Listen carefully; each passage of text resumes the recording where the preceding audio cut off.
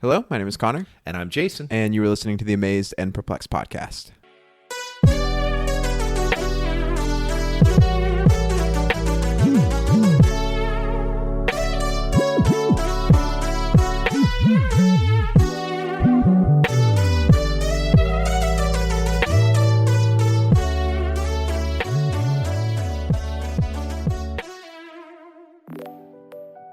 Want to begin today with a shout out to 𝐂𝐭𝐭𝐻 Robinson. She posed a question to us this week about the Luke 16 parable of the shrewd manager, and we have done an episode, and so I directed her to that, and then we are having a conversation about that, and just love that so much, and so I'm grateful for her taking the time to ask the question, to listen, and to give feedback. I could do this podcast forever simply because I love talking to Connor about these kind of things, but it's just a whole nother layer of joy and challenge to be able to process those. So thank you so much, 𝐂𝐭𝐭𝐻, and just prayerful that my responses make sense. So that's always, I would like it to make sense a little. That's what I'm always looking for. But today we are jumping into Matthew chapter 8. We're continuing to look over the shoulder of Jesus, and we're watching to give dignity to the people involved in the process. We're not simply looking for the, quote, moral of the story, unquote. We're simply trying to experience what's happening, what's being said, putting ourselves in that situation. And so, kind of in relation to what we're going to cover, what kind of things might we keep in mind? What are we looking for that you may notice? Yeah, so I think we're going to talk about what the NIV would title the cost of following Jesus. And, I think this is it's a very interesting concept to talk about, because the cost of following Jesus, like for us today, is going to vary. It's going to have different mileage. It's going to look completely different for Jason, for me, for other people. But when Jesus is directly addressing what it's going to take to actually physically follow him 2,000 years ago, what's really fascinating is when Jesus wants to set what the expectation is to follow him in reality, like 2,000 years ago, physically follow him and be a follower of his. He both sets a emotional standard and also a physical standard. And you have this expectation, if there's a big movement happening, a big uprising happening, we have a very settled society where we live. There aren't too many, uprisings by the lower, the peasant class. But that would have been a much more common thing in their day because things were just not near as settled. A lot of people were in a lot more misery. So people were oftentimes looking in a way to further their life, to gain a step up, to take a step up in terms of lifestyle, in terms of just being able to live and be comfortable. And Jesus, when he talks about what it's going to be like following him, he is very real with them and says, hey, listen, you're going to be homeless. You're not going to have any place to be all the time. You're never going to be settled even. And so I think it's really important. There's so many things we'll be able to talk about here, but it's important to think about when we're trying to give dignity to this. Jesus is not presenting some sort of glamorous lifestyle to these people. For us in our modern 21st century, you tell me, hey, Connor, there's this whole new thing where we're going to go live out in the wilderness and, it's going to be great because we're going to pray all the time and we're going to eat. I'm like, okay, there's a part of my brain that could go like that. That's so foreign and unique and interesting that I could be like, I could do that for a couple months. But the idea for a peasant 2,000 years ago being like, hey, you know how you're already not comfortable and you live in a hut with, your whole family, you're going to be even more uncomfortable. You're going to be even less physically fulfilled than you would before. And so this is a pretty extreme thing that Jesus lays down as a reality of following him. I love that. And I love that picture of, again, context. Even the teacher of the law, even if he had some clout or some power, his first thought would still be, I'm powerless because of the Roman occupation.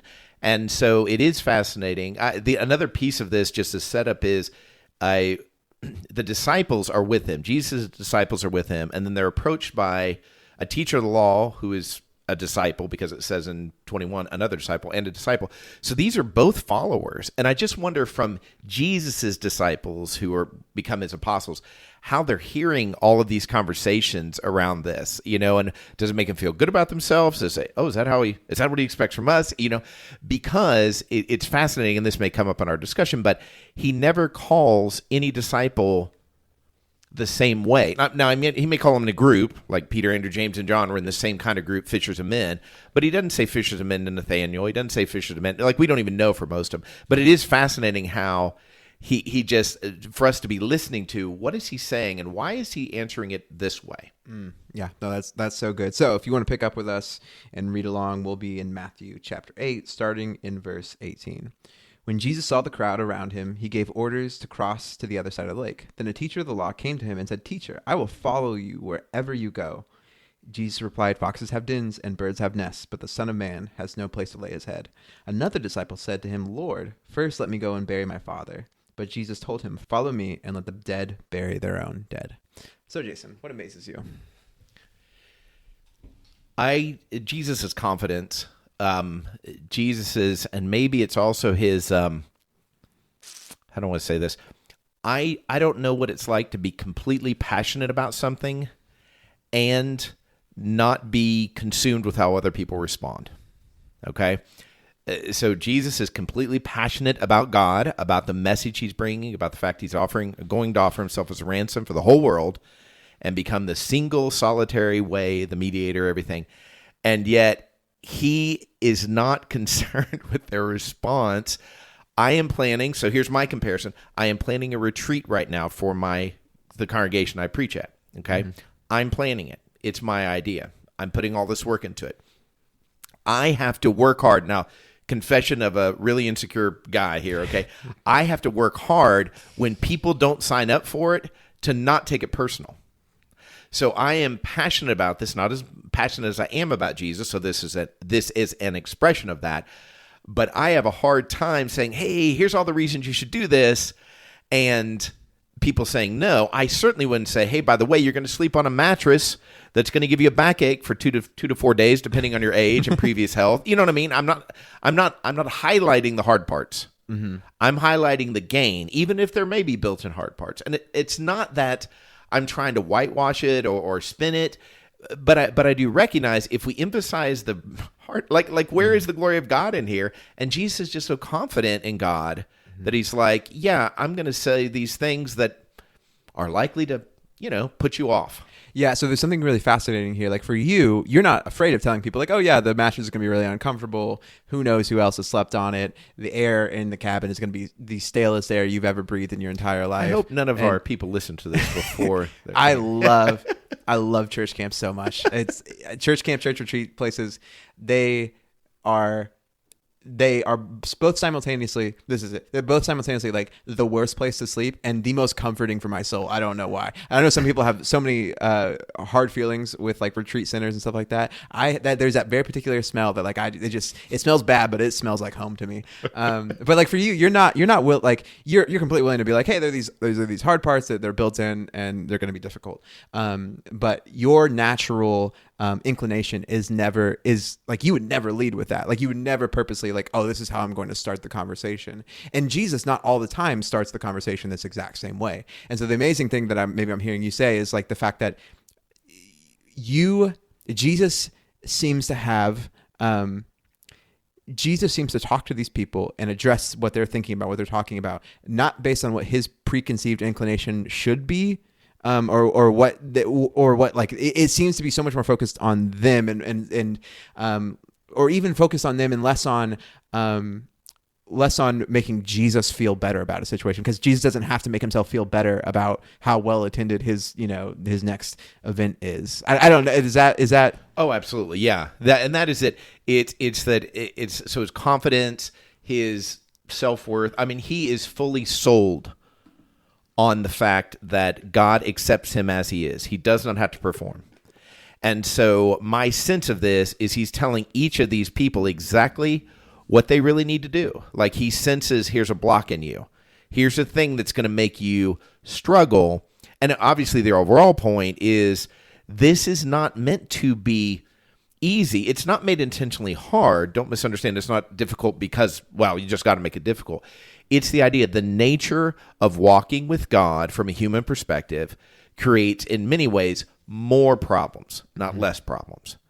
Because you're sacrificing, your whole mind is suddenly in a different kingdom, in a different reality. If you really think eternity every day, and I'm not talking about just wishing problems away, but like, man, this is going to bless somebody's eternity, this is going to affect or impact somebody's eternity, you'll sacrifice way more. But if you're only thinking about, man, are people going to kill me? Or am I going to make enough money? Or can I pay the bills or whatever?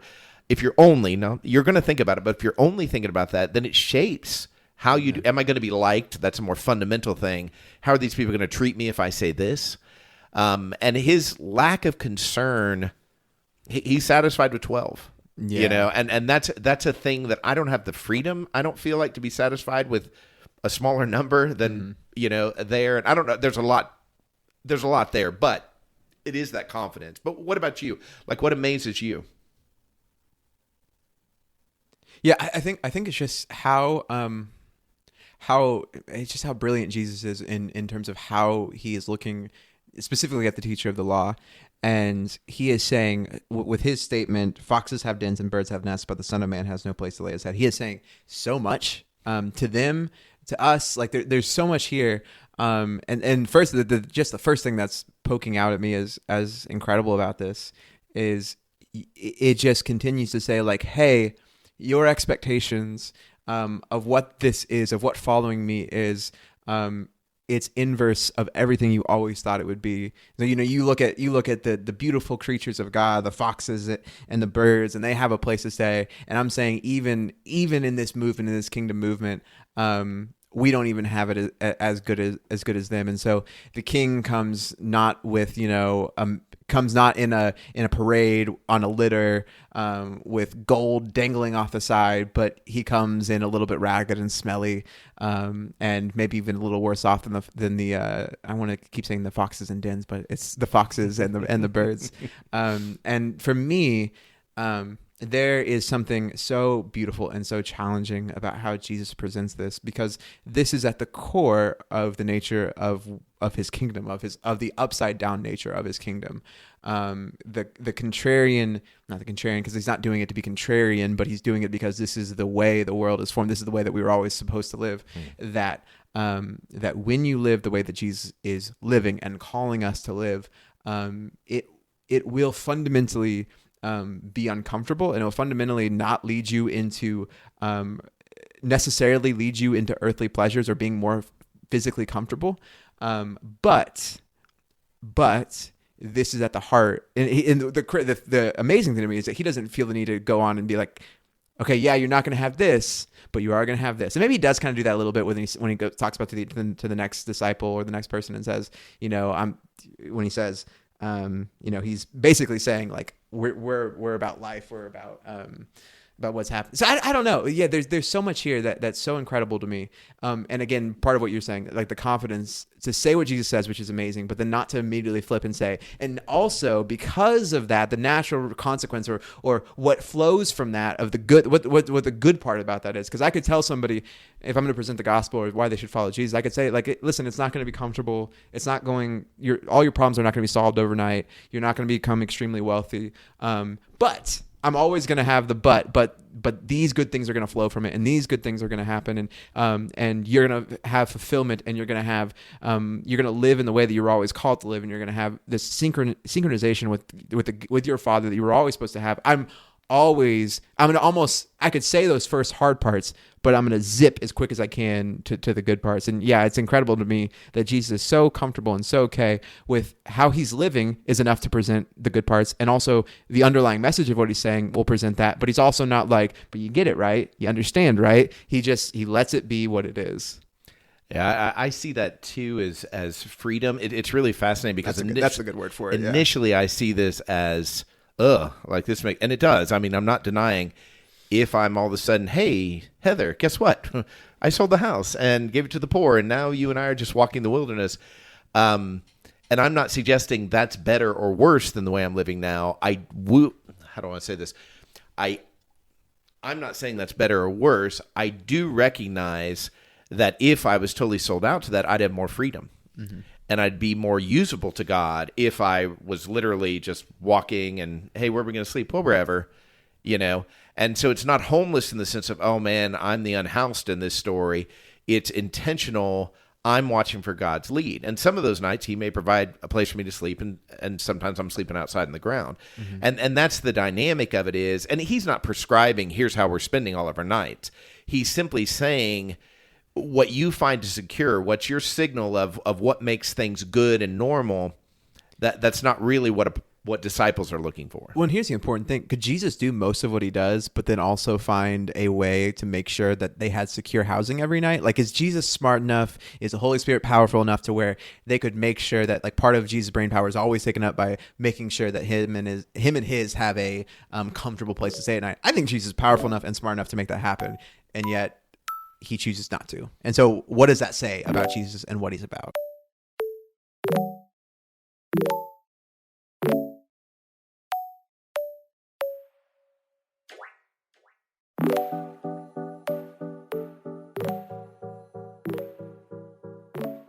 Yeah, I totally see that, and my mind goes on and on. I'm going to shift to what perplexes me, and it's the idea of, and this is so frequent, I feel like in my experience with this, but it's the idea of him being so aggressive about concepts that I think would be taboo, and I don't know the complete nature of Jewish culture. But if anything, my sense of it is that they would feel, speaking specifically to let the dead bury their dead, or bury their own dead, it's that idea of your responsibility in ceremonial and ritualistic ways would be much more stringent in the Jewish culture than in, say, the American culture right now. Absolutely, yeah. And so this seems to really... It's just trying to say, okay, how are you? Jesus says another place, I've not come to abolish the law, I've come to fulfill it. And how you treat the dead is part of the law. And so how does your take... So I think, I truly, truly believe that when Jesus responds, he's responding as love incarnate, like, bodily love here. And he's... or love given a body, I think that's probably better expressed. But it's the idea, he's saying the most loving thing. I think this is what this particular disciple needs. And simultaneously, I'm like, how do you make this fit with all the commands that this man would be living under? Keep in mind, he's not a New Testament person. He still lives under the Old Testament. And so I don't know. It's just, if everybody followed this, then there'd be a bunch of dead people laying around. And I do understand there's a figurative piece of this. I'm simply talking about what is the average person taking in, Sure. And how would you apply it? And then I'm wondering about me. What am I taking in? And of course, I'm trying to respond to something that was written thousands of years ago and saying, okay, how does that fit in my world? But it's a very perplexing space to be in. Mm-hmm. Yeah, no, it is perplexing. It makes me even wonder, like, it's so perplexing. I'm like, is it one of those things where we get to heaven and Jesus goes, yeah, I knew that was Derek. I knew Derek really well. This is what Derek needed to hear. And like, there's some things you could have taken away from it. And obviously, like, there's some further thing, but like, I just love Derek enough and I knew him well enough to know that like, this is what he needed to hear. And you go, oh, okay. That makes a lot more sense now. Because there's an intimacy here that if there is an intimacy, it almost seems outrageously, not just callous, but mean and rude and super uncool. And that in itself is perplexing. I'm not saying that for Jesus to not have sinned against this man, he had to have known him intimately. Like, I think there are certainly ways that I can think about this that I can, not that I need to justify Jesus, but where it makes sense in my mind and I understand where he's coming from. But yeah, there for me, there almost has to be like this knowledge of this guy, a specific knowledge of this guy that Jesus is working under for this to make sense. And I could be wrong in that. I'm okay with that, but there almost has to be. Yeah, I totally believe that. I think there is something that is, it does feel oddly intimate and offensive, but intimate. And we understand that for you and I to talk to each other, we've known each other a long time. There are some things we say to each other that out of context may seem severe or harsh, aggressive, even rude. And so that's good. The thing that I think, just again, kind of taking it to its nth degree, like, where does this end up, if we make dead people, so let the dead bury their own dead. In other words, if you make that figurative, it's like the people that aren't proclaiming the kingdom of God, let them bury the dead. So does that mean all burial needs to take place by unsaved people, like non-Christians? How far should we carry that? Is it ever okay for Christians to bury the dead? And I know Jesus would have said, that's not what I meant. But again, this guy, we have no idea, the disciple in question here, that this is an interaction. Does he have 100 more interactions with Jesus, or is this it? It's like when Jesus espouses, sounds like he's espousing cannibalism, and I go back to that a lot, but it's like, for those people, what do they do with that message? Is that the only message they hear, and they go back to their city and say, yeah, I knew this guy claimed to be the Son of God, and he told us we should be cannibals, and I don't want that. It's just fascinating to me that because I have access to the whole Bible, I'm not suggesting I have a mastery of all the content, but I can look. But they have this one interaction, and Jesus just entrusts that to God. Yeah, so you can look at this interaction because you have intimate knowledge of God and the Bible. You spent so much time with it. You can understand, but like I have so much more grace than I would have when I was younger for people who would have taken something like this and made a steadfast rule like that. And there are so many examples that we could find throughout Scripture of people reading a specific thing and then just taking it to the nth degree, like you said, and it becoming the focal point of what they do about God. And I have so much more grace because there's a part here where like if you don't have this intimacy with God and you don't have this knowledge and you aren't actively studying, where you could get tripped up on 100 things that Jesus says and make them the focal point or carry them out to the nth degree. And I think there is something to be said here that's really compelling. I think we all do that with certain things that Jesus says. Like we all do things that maybe are not as obvious or as outrageous as kind of what you're suggesting could a rational person could take to mean here. And I think the challenge for me goes like, it's easy to see how this would be wrong to say, oh, okay, Christians shouldn't bury anybody. Only non-Christians should bury people, or should take care of funeral services. Like I have enough Bible that I'm very comfortable in saying that's not what Jesus is trying to get after here. But are there other things where where Jesus didn't tell me to go to the nth degree, and I've taken it to the nth degree, and I've built this whole system around it that isn't as obvious or isn't as ridiculous sounding on its head. And the answer is, do I need more to do more reflection on it? The answer is always yes. But maybe around the specific thing, I need to go like, okay, yeah, are there some things that are not as patently obvious? Here's the better question. What is the thing that Jesus would challenge me on that if you took it to the nth degree would seem to be ridiculous? But then if Jesus knows me intimately, you go, oh, okay, that makes a lot more sense because Jesus knows Connor so well. I think that is, that's perfect. And I think that's the thing, that Scripture is always calling us to humble ourselves and listen in the same way that Jesus wanted these people to listen when he talked to them. And because the Word is living and active, it does get personalized. I believe the Holy Spirit's working right now on me, on you, on whoever's listening to this, whenever they listen to it, and saying, hey, if you have ears to hear, I've got something to share with you that will be personalized. And I love that. That's why I love getting reactions from people about episodes, because invariably it's different than what I would take. But once I hear it, I can't think of an example where once I hear somebody respond to an episode, I'm like, oh, I didn't even think about that application. I didn't even see how that showed up. And that's the beauty of the body of Christ. This is why, yes, you could be saved and be on your own, but I don't think you grow and I don't think you learn in the way God intends for us to be in community, sharing our different perspectives, because no matter how long you've been following God, you have a unique creative ability that God put inside of you that's going to bring something different to the text. And I just think that's beautiful. What about perplexing for you? Yeah, so I think there's some reasons we don't get a follow up with these two guys, but I just think how valuable it would be. It would just be so valuable to be like, oh yeah, the first guy was like, okay, yeah, I'm in. The teacher of law was like, yeah, okay, I'm in. I'm good. The second guy was like, nah, I gotta go take care of this. But we don't get that, and I feel slightly less enriched by what it could be. And so yeah, there is a sense here in which like there's clearly intimate knowledge that Jesus has of these two dudes, and yet the intimacy doesn't continue on enough for us to find out what their choice is or what there is. And so it's like, okay, God, that wasn't what was important for God to get down, was what choice they made. What was important where Jesus words. And I go, okay, what do I do with that? Because I just want to know.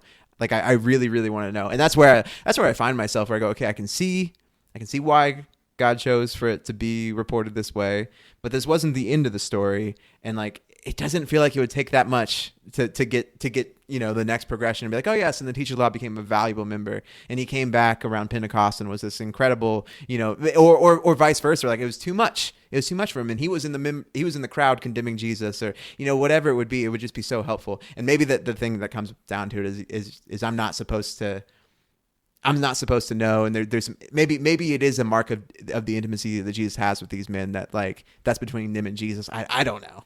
I love that. That's between them and Jesus. There's something fascinating to me about that. And I wonder how much we would be served when I experience something. I'm like, God, if you want me to share this with somebody, I will, but I'm also okay with it just being between me and you. That's fascinating to me.